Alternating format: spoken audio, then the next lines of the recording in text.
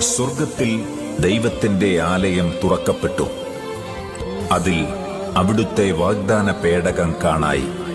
ആ വാഗ്ദാന പേടകം ആരാണെന്ന് വെളിപാടിന്റെ പുസ്തകത്തിൽ യോഹന്നാൻ ഇപ്രകാരം വെളിപ്പെടുത്തിയിരിക്കുന്നു.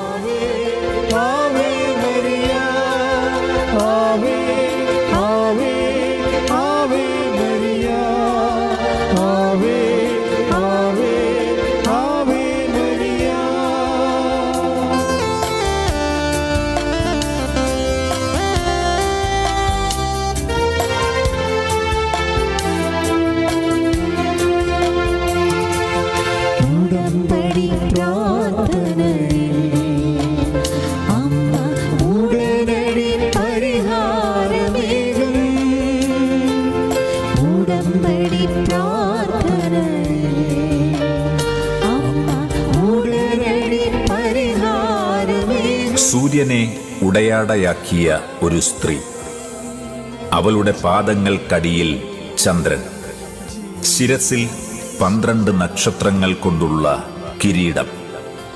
അവൾ ഗർഭിണിയായിരുന്നു.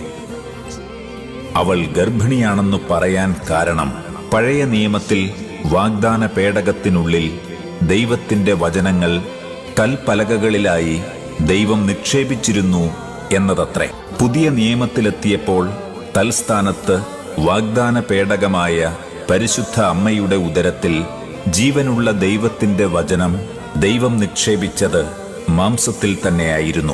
അതുകൊണ്ടാണ് പരിശുദ്ധ അമ്മയെ വാഗ്ദാനത്തിന്റെ പേടകം എന്ന് സഭ വിശേഷിപ്പിക്കുന്നത്.